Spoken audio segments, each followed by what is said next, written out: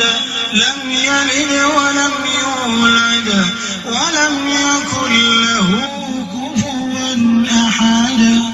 کہو کہ وہ معبود برحق جس کی میں عبادت کرتا ہوں اللہ ہے، وہ ایک ہے، اللہ بے نیاز ہے، وہ نہ کسی کا باپ ہے اور نہ کسی کا بیٹا، اور کوئی اس کا ہمسر نہیں۔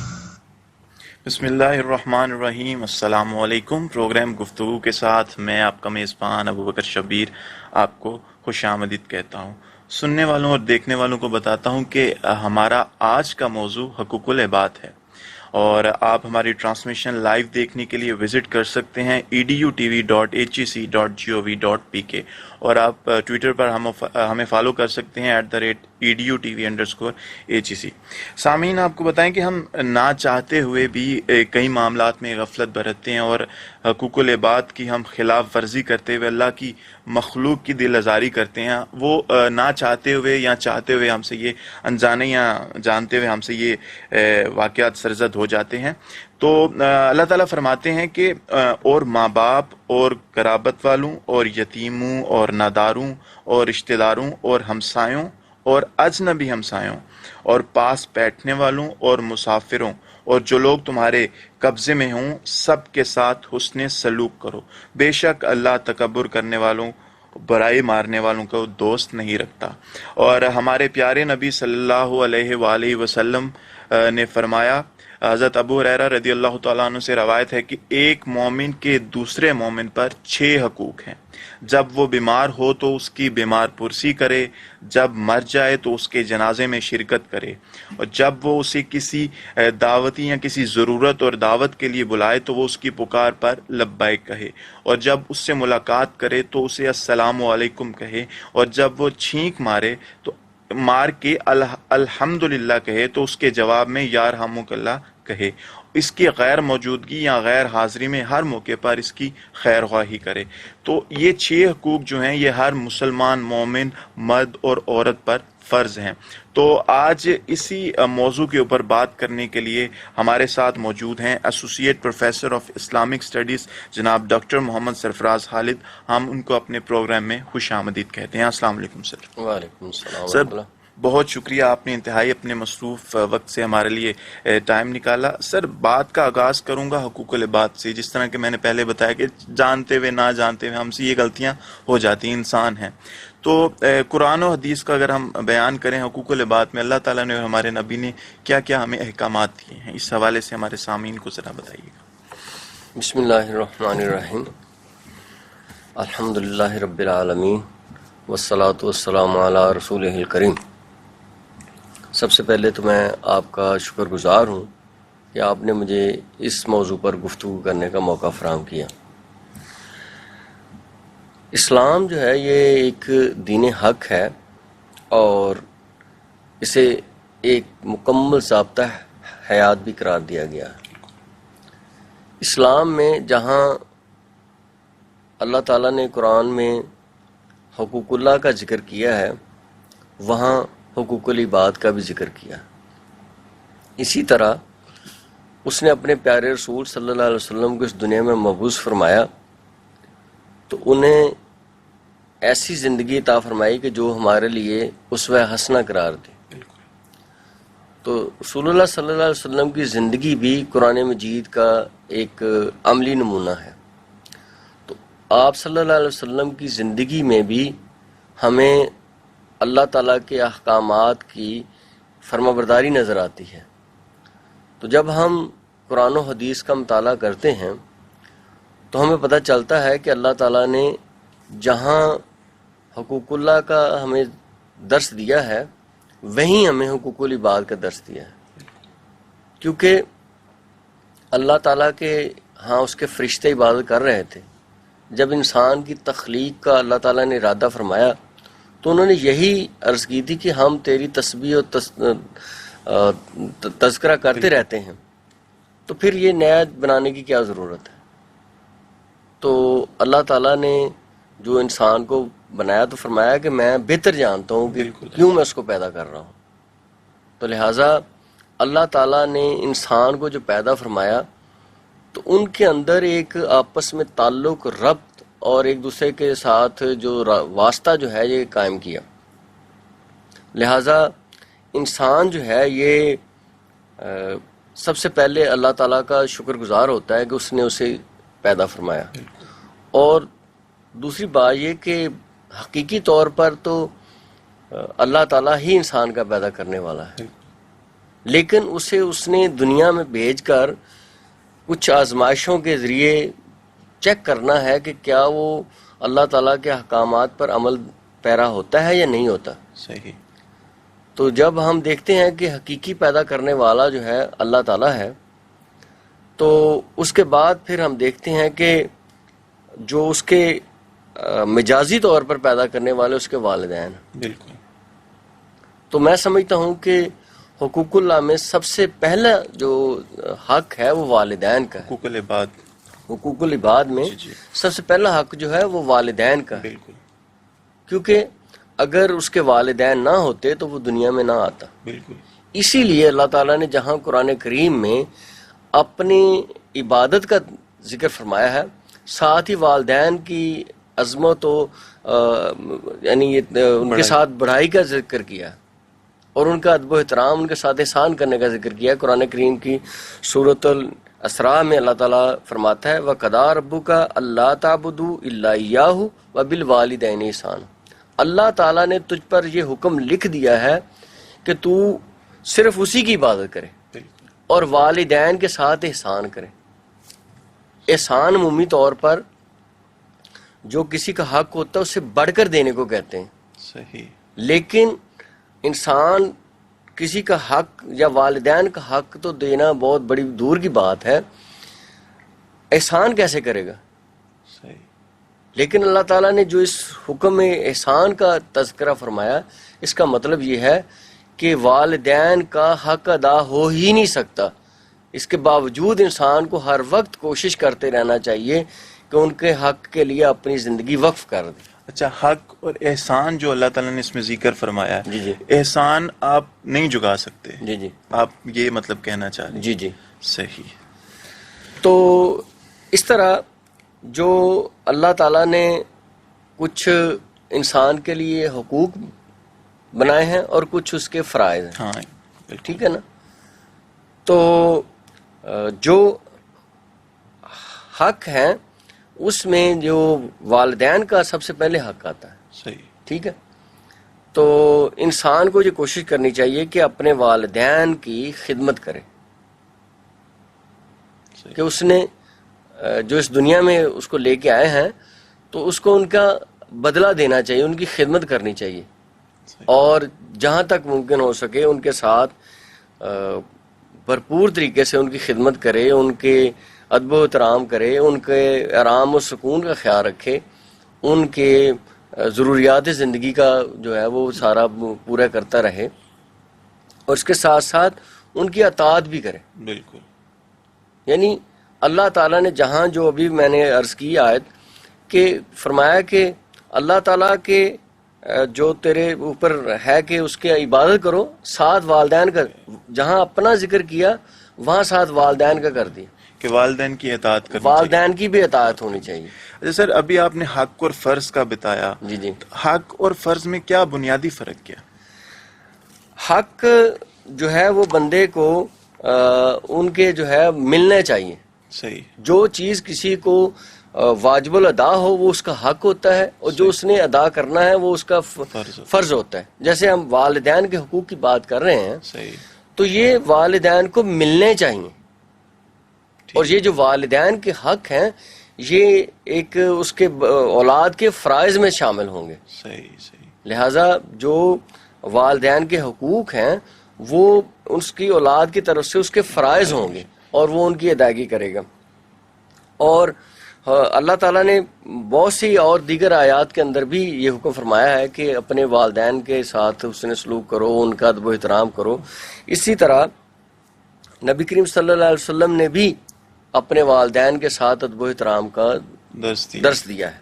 فرمایا اللہ تعالیٰ نے، اللہ کے رسول صلی اللہ علیہ وسلم نے، کہ سب سے زیادہ جو آپ کے خدمت کا حق پوچھا گیا کہ میرے کسی صحابی نے سوال کیا کہ میری سب سے زیادہ خدمت کا حقدار کون ہے؟ بالکل. تو نبی کریم صلی اللہ علیہ وسلم نے ارشاد فرمایا تیری والدہ. صحیح. اور پھر پوچھا اس کے بعد کون حقدار ہے؟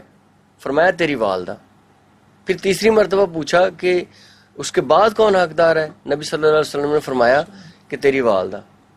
اور چوتھی مرتبہ پوچھنے پر فرمایا کہ تیرا والد. صحیح. تو اس سے مراد یہ ہے کہ چونکہ والدہ جو ہے وہ اس کے پیدا کرنے والی ہے، بالکل. اور پھر اس کی پرورش میں زیادہ وقت اسی کا صرف ہوتا ہے، بالکل. وہ مشقتیں اٹھاتی ہے اور دودھ پلاتی ہے. قرآن کریم میں آتا ہے کہ اس نے تمہیں مشقت کے ساتھ پیٹ میں اٹھایا اور مشقت کے ساتھ پیدا کیا، بالکل. اس لیے وہ خدمت کی زیادہ حقدار ہے. اور یہاں پہ آپ وہ بھی چیز نوٹ کریں کہ جب نبی پاک صلی اللہ علیہ وسلم نے فرمایا کہ اگر میں نماز پڑھ رہا ہوں اور سورہ فاتحہ کی تلاوت کر رہا ہوں اور میری والدہ میری ماں مجھے بلائے تو میں نماز چھوڑ کے جی ان کی بات سنوں، اس حدیث سے بھی یہ ثابت ہوتا ہے کہ والدہ ماں کا کس حد تک نبی پاک صلی اللہ علیہ وسلم نے بھی درجہ عطا کیا ہے. اس بارے میں آگے لیکن اس کا مطلب یہ نہیں ہے کہ والد کی اہمیت نہیں ہے. صحیح.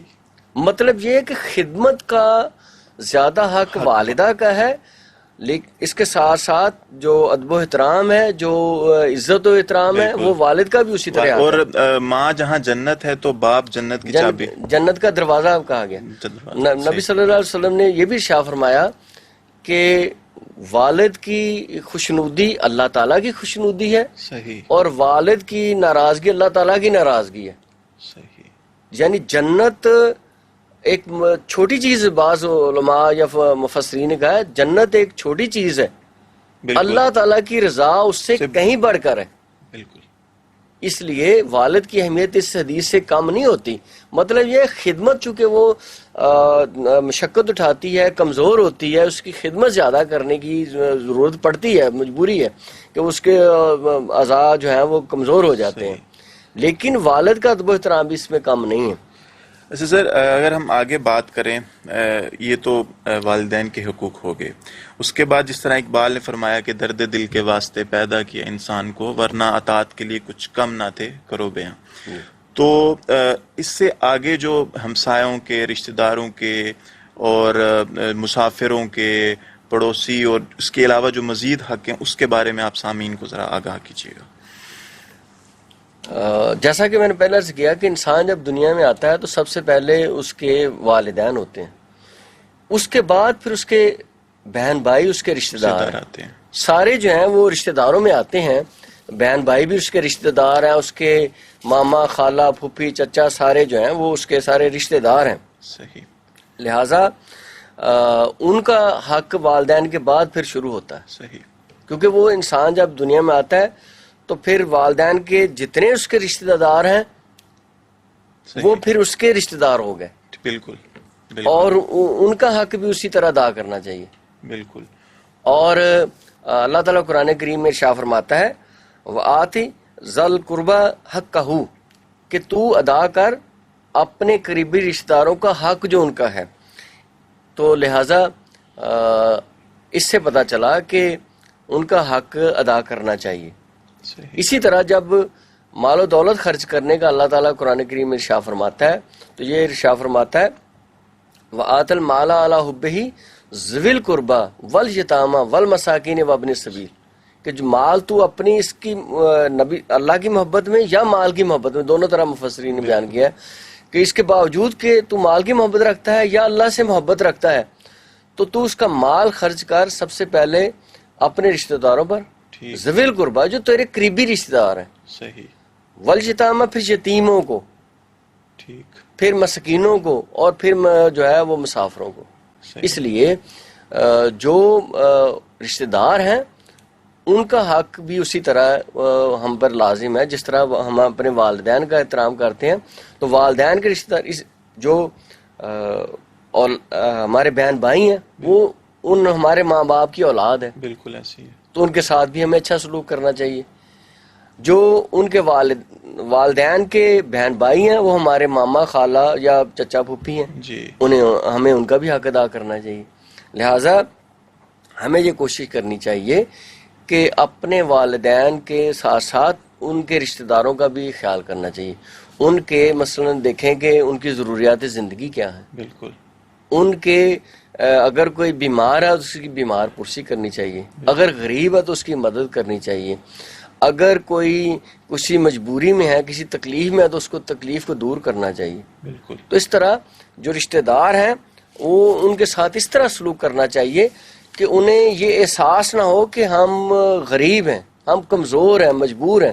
بالکل نبی صلی اللہ علیہ وسلم نے جو یہ ارشاد فرمایا نا کہ تمام مسلمان ایک جسم کی مانند ہیں، بالکل کہ اگر جسم کے کسی ایک حصے میں کوئی تکلیف ہوتی ہے تو پورا جسم اس تکلیف کو محسوس کرتا ہے. ایسے ہی تو آپ نے دیکھا ہوگا، سنا ہوگا کہ اگر ہمارے پاؤں میں کہیں کانٹا چپ جائے یا ٹھوکر لگ جائے تو کس طرح ہمارے سارے جسم میں اس کی تکلیف ہوتی ہے. بالکل ہوتی ہے. بلکہ بعض اوقات تو یوں محسوس ہوتا ہے کہ بخار ہو گیا ہے ایسے ہی ہے. اور پورے جسم میں اس کا درد ہوتا ہے. تو اس کا مطلب یہ ہے کہ جو ہمارے رشتہ دار ہیں ان کے ساتھ ہمیں اچھا سلوک کرنا چاہیے. اسی طرح جس طرح کہ ہمارے کسی جسم کسی عضو میں کوئی تکلیف ہے تو اس کو دور کرنا چاہیے. تو ہمارے کوئی رشتہ دار جو ہیں اگر کوئی بیمار ہے تو اس کی بیمار پرسی کرنی چاہیے. بالکل. اسے اگر کوئی کسی تکلیف میں مبتلا ہے تو اس تکلیف کو اپنی تکلیف محسوس کرتے ہوئے اس کی تکلیف کو دور کرنا چاہیے. اگر وہ مالی طور پر کہیں ضرورت مند ہے تو اس کو دینا چاہیے. بعض اوقات ہمارے ہاں جو ہے کسی کو مال دیتے وقت تھوڑا ہچکچاتے ہیں. نہیں، وہ تھوڑی سی بد لحاظی کا کام کر جاتے ہیں، احسان جتانے کی کوشش کرتے ہیں. کوشش یہ کرنی چاہیے کہ کسی کو اس کے احساس کمتری نہ ہو. بالکل ایسے ہی ہے. جب کوئی کسی کو دیں تو کوئی بہانہ تلاش کریں کہ یہ آپ کے مطلب عید آ رہی ہے اس پہ کپڑے بنا لیں، یہ شادی آ رہی فلاں ہمارے عزیز کی اس پہ آپ یہ خرچ کر لیں، یا آپ کے بچے کو کوئی سائیکل کی ضرورت ہے میں سائیکل لے کے دے دیتا ہوں، میں بھی تو اس کا کچھ لگتا ہوں. بالکل. یہ نہیں اس کو بتانا چاہیے کہ یہ میں آپ کو زکوٰۃ دے رہا ہوں، یہ میں آپ کو صدقہ دے رہا ہوں، تاکہ اگلے بندے کی دل آزاری نہ ہو. تو یہ لحاظ کرنا چاہیے کہ اس کو جو ہے وہ اس طرح دینا چاہیے کہ اس کو دل آزاری نہ ہو. بلکہ اس کے ساتھ ساتھ یہ بھی ہے کہ دوسرا اس کو نشر نہیں کرنا چاہیے. بالکل. ہمارے ہاں یہ بھی ہوتا ہے کہ کسی کو کچھ دیتے ہیں تو پھر چار رشتہ داروں خاندان میں بتاتے ہیں کہ میں نے اس کو سائیکل لے کے دی ہے، میں نے اس کے بیٹے کی شادی پہ یہ خرچ کیا ہے، یا میں نے اس کی بیٹی کو جہیز لے کے دیا ہے. بلکہ نبی صلی اللہ علیہ وسلم نے تو یہ فرمایا کہ اگر دایاں ہاتھ دے تو بائیں ہاتھ کو پتہ نہیں چلنا چاہیے. اس لیے جب کسی عزیز رشتہ دار کی مدد کی جائے تو بڑی محتاط طریقے سے کرنی چاہیے، تاکہ نہ تو کسی اور کو اس کے بارے میں بتانا چاہیے اور نہ اس کی دل آزاری کرنی چاہیے. نیت صاف ہونی چاہیے اور خالص اللہ تعالیٰ کی ذات کے لیے. اس جس بندے کو دے رہے ہیں اس کو بھی پتہ نہ ہو کہ یار یہ اس مقصد کے لیے. بلکہ بعض اوقات تو یہ بھی ہوتا ہے کہ ہمارے ہاں لوگوں کے یہ احساسات ہوتے ہیں کہ ہم نے اس کے ساتھ اچھا سلوک کیا ہے اور ہمیں وہ اچھا بدلہ نہیں دے رہا. یہ بدلے کی توقع بھی نہیں ہونی چاہیے. بالکل. کیونکہ اگر ہم کسی سے بدلے کی توقع کریں گے تو پھر تو ہماری نیت اس سے بدلے کی ہوگی. مطلب اس کے ساتھ میں نے اچھا کیا تو ریٹرن یہ بھی مجھے اچھا ہی دے. ہاں جی. بلکہ اس کا تو یہ ہونا چاہیے کہ وہ میں نے اللہ تعالیٰ کی رضا کی خاطر کیا ہے تو اللہ تعالیٰ مجھے اس کا اچھا بدلہ دے گا.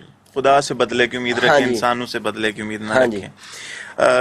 سامعین، کہا جاتا ہے کہ مذہب میں سے انسانیت اور خدمت نکال دی جائے تو صرف عبادت رہ جاتی ہے، اور محض عبادت کے لیے پروردگار کے پاس فرشتوں کی کوئی کمی نہیں ہے.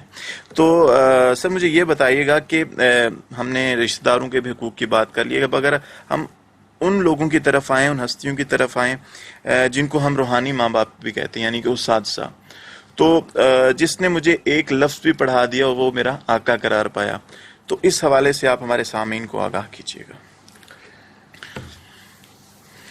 اساتذہ جو ہیں یہ بہت اہمیت رکھتے ہیں. بالکل. نبی صلی اللہ علیہ وسلم نے ارشاد فرمایا کہ انسان کے 3 باپ ہیں. صحیح. ایک وہ جو اسے اس دنیا میں لے کے آیا، بالکل، یعنی اس کا حقیقی باپ. دوسرا جو ہے وہ اس کا جس نے اسے اپنی بیٹی دی، سسر، یعنی اس کا سسر ہو گیا. اور تیسرا وہ جو اسے دنیا سے آسمان یا بلندیوں پر لے جاتا ہے، وہ اس کا استاد ہے. بالکل ایسے ہی ہے. لہذا استاد کا درجہ والدین کے برابر ہے. بالکل.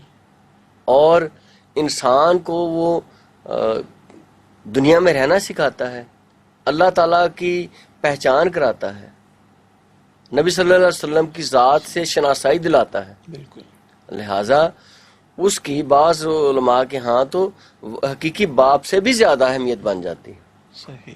اور جب پہلی وحی نازل ہوئی تو اس میں بھی تعلیم کا ذکر ہوا، بالکل ایسے. معلم کا ذکر ہوا کہ اللہ تعالیٰ فرماتا ہے کہ میں نے تجھے جو ہے یہ علم سکھایا علم ہے، کی بالکل قلم کے ذریعے سکھایا ہے، تو لہٰذا اب میں نے وہ سکھایا جو تو نہیں جانتا تھا، وغیرہ وغیرہ. بالکل ایسے. تو اس سے پتہ چلا کہ اللہ تعالیٰ بھی اپنے آپ کو ایک معلم کہتا ہے، بالکل ایسے. اور نبی پاک صلی اللہ نبی صلی اللہ علیہ وسلم کو بھی معلم بنا کر دنیا میں بھیجا. بالکل ایسے. اور ایک بڑی معروف حدیث ہے کہ رسول اللہ صلی اللہ علیہ وسلم مسجد نبی میں تشریف لے جاتے ہیں، دیکھتے ہیں کہ دو جماعتیں جو ہیں وہ اپنے اپنے کام میں مصروف ہیں. ایک جماعت جو ہے وہ ذکر اذکار میں لگی ہے، کوئی تسبیح تحلیل کر رہی ہے، کوئی پڑھ رہی ہے، اپنا اللہ کے ساتھ تعلق جوڑے بیٹھی ہے. اور ایک جماعت جو ہے وہ آپس میں درس و تدریس کر رہی ہے، ایک دوسرے کو پڑھا رہے ہیں. تو نبی صلی اللہ علیہ وسلم نے فرمایا کہ دونوں جماعتیں جو ہیں وہ صحیح کام کر رہی ہیں. صحیح. جو اللہ کی تسبیح و تحلیل کر رہی ہے، ذکر اذکار کر رہی ہے، وہ بھی جماعت صحیح کام کر رہی ہے. صحیح. لیکن جو جماعت آپس میں درس و تدریس کر رہی ہے وہ جماعت دوسروں سے بہتر ہے، جس کی مثال ہم یوں دے سکتے ہیں کہ جیسے چراغ سے چراغ روشن ہوتا ہے، بالکل ایسے ہے. اسی طرح جو ایک درس دیتا ہے کسی کو تو آگے اس کا شاگرد اور لوگوں کو درس دیتا ہے، علم پھیلتا ہے پھیلتا چل رہا ہے، اس کم نہیں ہوتا. بالکل ایسے ہے. تو لہٰذا استاد جو ہے وہ جب درس دیتا ہے تو یہ اس کا علم پھیلتا ہے. لہٰذا نبی صلی اللہ علیہ وسلم نے فرمایا کہ جو جماعت آپس میں درس و تدریس کا کام کر رہی ہے وہ جماعت جو ہے وہ بہتر کام کر رہی. اور آپ نے فرمایا انما بعثت معلما، کہ بے شک میں معلم بنا کر بھیجا گیا ہوں، اور آپ اس جماعت میں بیٹھ گئے. لہٰذا اس سے پتہ چلا کہ معلم کی حیثیت کیا ہے. صحیح. اور اسی طرح اور دیگر معاملات میں بھی نبی صلی اللہ علیہ وسلم نے استاد کا ادب و احترام کرنے کا درس دیا ہے کہ اپنا استاد جو اس کے والدین کی طرح ادب و احترام کرنا چاہیے، اس کی فرما برداری کرنی چاہیے، اس کے سامنے جو ہے ادب کے ساتھ رہنا چاہیے، اس کے سامنے کوئی اگر کسی معاملے میں کوئی اختلاف بھی ہے تو بڑے ادب و احترام کے ساتھ اختلاف کرنا چاہیے. ایسے ہے. مثلا کلاسوں میں بعض اوقات ہم یہ بھی کہتے ہیں کہ اگر آپ کو کوئی استاد کی بات درست نہیں بھی لگتی، ہاں جی، تو آپ یہ کہیں کہ مجھے یہ بات درست نہیں لگتی، یا یہ کہیں کہ مجھے یہ بات ایسے معلوم نہیں ہوتی، نہ کہ یہ استاد آپ غلط کہہ رہے ہیں. غلط کہہ رہے ہیں. تو لہذا استاد کا ادب و احترام کرنا چاہیے. اور جو استاد کی جو حیثیت ہوتی ہے وہ ایک بارش کی سی ہوتی ہے. جو استاد علم پھیلاتا ہے اس کو ایسی ہے جیسے بارش جو ہے وہ پھیل رہی ہے. اگر اس کی اچھی جگہ ہوگی تو وہ اس سے اچھا فیض یاب ہو سکتا ہے. مثلا ایک کلاس میں کوئی استاد جو ہے وہ ایک لیکچر دے رہا ہے، بالکل، تو جو توجہ سے سن رہے ہوں گے وہ فائدہ میں رہیں گے، جو کم توجہ سے سن رہے ہوں گے وہ کم فائدے میں ہوں گے، بالکل. اور جو نہیں سن رہے ہوں گے نہیں. مثلا بارش ہوتی ہے تو آپ دیکھتے ہیں کہ اگر کسی باغ میں گلشن میں ہوتی ہے تو اس سے جو ہے پھل پھول لگتے ہیں، بالکل ایسے. سبزہ ہوتا ہے، بالکل. وہاں ایک ہریالی ہوتی ہے، ایک خوشگوار ماحول ہو جاتا ہے. اگر کسی فرش پہ ہوتی ہے تو فرش دھل جاتا ہے. بالکل ایسے. اگر کہیں گلی میں یا کسی ایسے جگہ بھی ہوتی ہے جہاں پانی کھڑا ہو جاتا ہے تو وہاں وہ کیچڑ ہو جاتا ہے. بالکل ایسے. لیکن اگر وہی بارش گندگی کے ڈھیر پر پڑے گی تو اس سے بدبو پھیلے گی، بالکل. بیماریاں پھیلیں گی، بالکل. ہے تو وہ بارش ہی. بالکل. تو اسی طرح اگر استاد جو ہے اس کو ادب و احترام دیا جائے، اس کو صحیح طریقے سے سنا جائے، اس سے اکتساب فیض کیا جائے، تو ہم دیکھتے ہیں کہ ہمارے تاریخ میں بڑے بڑے علماء جو ہیں انہوں نے کس طرح اپنے اساتذہ کا ادب و احترام کیا اور کامیابی و کامرانی کے منازل طے کی. سامعین آپ کو بتائیں کہ دنیا میں کہا جاتا ہے کہ بہترین رشتے وہی ہوتے ہیں جہاں ناراضگی کی فوراً بعد معمولی سی مسکراہٹ اور ہلکی سی سوری کے بعد زندگی پہلے جیسی ہو جائے. سر جہاں پہ ہم نے ان اساتذہ کی بات کی، اگر ہم اب بات کریں ہمسایوں کے حقوق، کیونکہ ہمسائے جو ہوتے ہیں وہ بھی ہمارے معاشرے کے اندر ایک کلیدی کردار ادا کرتے ہیں. ہر جگہ ہمسایہ ایک لازمی جز ہے معاشرے کا، کیونکہ آپ جو آپ کے ساتھ والا گھر ہے وہ آپ کا ہمسایہ ہے، اور یہ بھی کہا گیا کہ 40 گھر دور جو ہیں وہ سارے آپ کے ہمسائے میں شامل ہوتے ہیں. تو کیا کہیں گے اس بارے میں، ہم ہمسایوں کے حقوق کس طرح ادا کر سکتے ہیں؟ دیکھیں، ہم سایہ جو ہے یہ فارسی زبان کا لفظ ہے، صحیح. تو عربی زبان کے لیے اس کے جار کا لفظ استعمال ہوا ہے.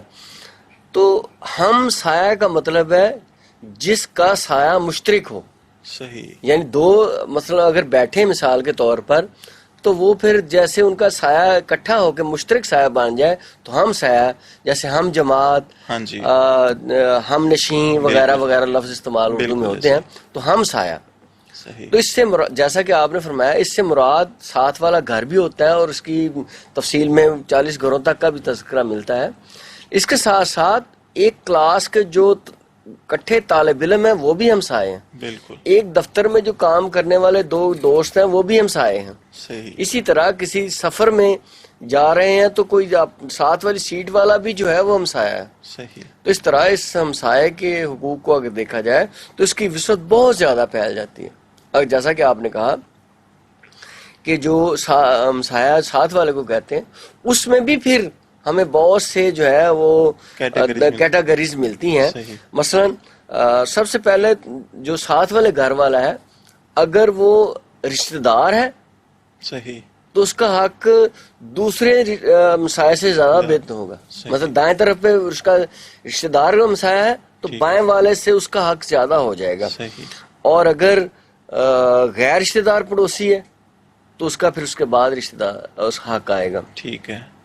اس کے ساتھ ساتھ جیسے میں نے عرض کیا، پھر وہ ہمسائے جو ہمارے سفر میں ہو سکتے ہیں، دفتر میں ہو سکتے ہیں، اور دوسرے ہو سکتے ہیں. تو اس طرح ہم اس کو اگر نیچے دیکھتے جائیں، یا بعض کا جن سے کچھ سفر میں بعض کا مختصر وقت گزارنا پڑتا ہے، تو لہٰذا ہمیں ہمسایوں کے ساتھ بھی اچھا سلوک ہے.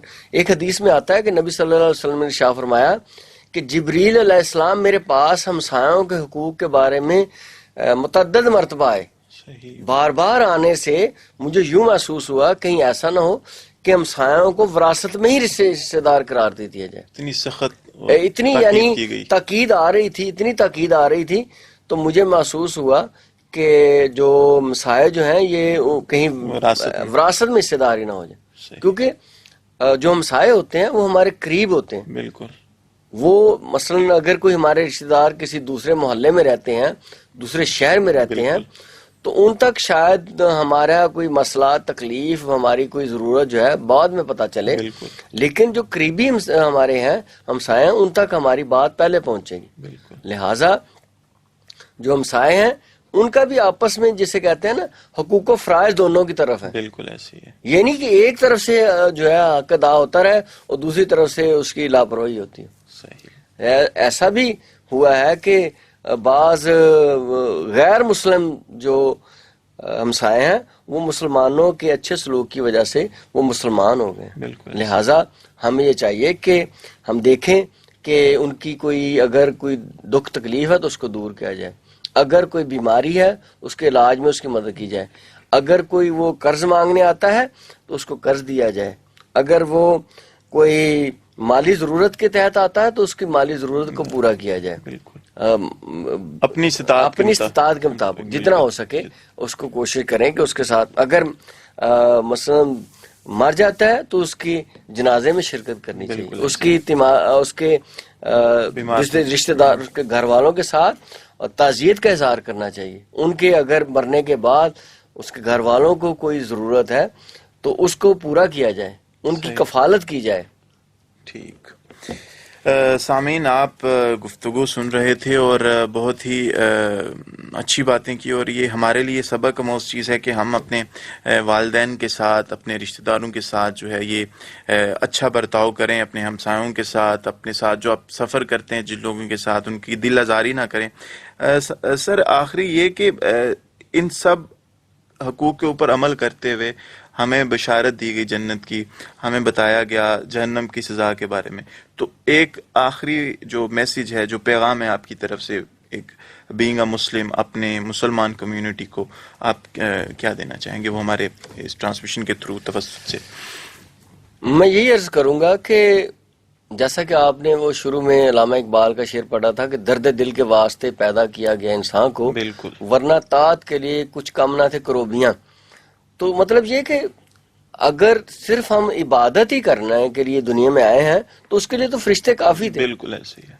ہمیں جو ہے آپس میں ایک دوسرے کے ساتھ تعلق بنانے کے لیے اللہ تعالیٰ نے بھیجا ہے. بالکل ایسے ہی. اور اللہ تعالیٰ جو ہماری آزمائش کرتے ہیں ان ہمارے رشتہ داروں کے ذریعے، بالکل ہمارے ہمسایوں کے ذریعے، ہمارے دوست احباب کے ذریعے، کہ ہم اس کے مال میں سے دیے میں سے کیسے اپنے ساتھ لوگوں پہ خرچ کرتے ہیں. صحیح. کیونکہ جو ہمارا مال ہے، دولت ہے، یہ نہ تو ہم ساتھ لے کے پیدا ہوئے ہیں اور نہ ہم نے ساتھ لے کے جانا ہے. بالکل ایسے ہی. لیکن جو اس دنیا میں بھیجنے کا اللہ تعالیٰ نے ہمیں مقصد بتایا ہے، یہ بتایا ہے کہ یہ دنیا جو ہے یہ دارالعمل ہے اور آخرت جو ہے دارالجزا ہے. بالکل. سورہ فاتحہ کے اندر اللہ تعالیٰ فرماتا ہے مالک یوم الدین، کہ وہ مالک ہے بدلے کے دن کا. بالکل. تو لہٰذا اس نے ہمیں اس آزمائش میں، اس امتحان میں، اس ہماری جو دنیا میں ایک زندگی میں ہمیں یہ موقع فراہم کیا ہے کہ ہم اچھے اعمال کر کے تو نیکی حاصل کر کے جنت میں جائیں. اور اللہ تعالیٰ نے اور اس کے نبی صلی اللہ علیہ وسلم نے ہمیں بتایا کہ کون کون سے اعمال ہیں جو تمہیں جنت میں لے جائیں گے اور کون کون سے اعمال ہیں جو تمہیں دوزخ میں لے جائیں گے. صحیح. لہٰذا ہمیں اپنی زندگی میں اخلاص کے ساتھ اللہ تعالیٰ کی رضا کی خاطر، یعنی اگر ہماری نیت دنیا میں فائدہ حاصل کرنا ہے تو ہمیں دنیا میں فائدہ مل جائے گا. لیکن اگر ہماری نیت اللہ تعالیٰ کی رضا ہوگی تو وہ اگر ہمیں حاصل ہو گئی تو پھر ہمیں دنیا کی کامیابی اور اس دنیا میں آنے کا مقصد جو ہے وہ حاصل ہو جائے گا. اور اللہ تعالیٰ قرآن کریم میں جو نفس کی مختلف اقسام بتاتا ہے، اس میں نفس امارہ ہے جی. جو نفس انسان کو ورگلاتا ہے کہ یہ کام برے کر لو، برے کر لو، برے کر لو، تمہیں جو جیسے اور لوگ فائدے میں عیاشی کرنا تم بھی کرو، تم کیوں اپنے آپ کو. ایک نفس لوامہ ہے ٹھیک، جو انسان کو ملامت کرتا رہتا ہے کہ نہیں نہیں نہیں یہ کام غلط ہے، اس طرف نہیں جانا، یہ شیطان کے کام ہے، اللہ تعالیٰ نے اسے روکا ہے. تم نے اچھے کام کرنے ہیں اور تم اس دنیا میں ایک آزمائش میں ہو، اس آزمائش پہ پورا اترنے کے لیے تمہیں اچھے کام کرنے ہیں.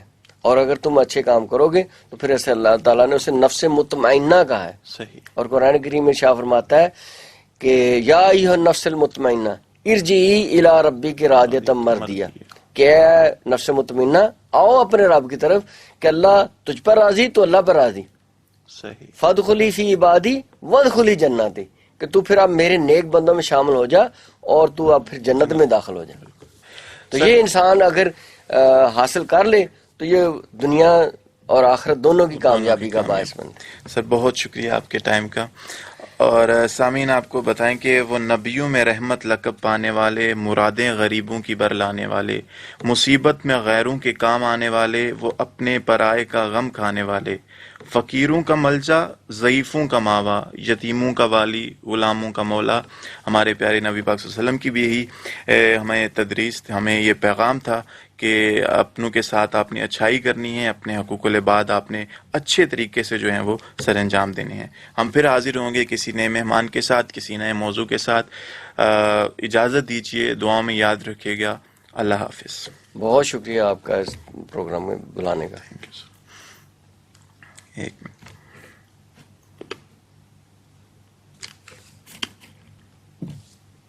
ختم. ہاں یہ 2 منٹ لیٹ ہوتا ہے یہ ٹرانسمیٹ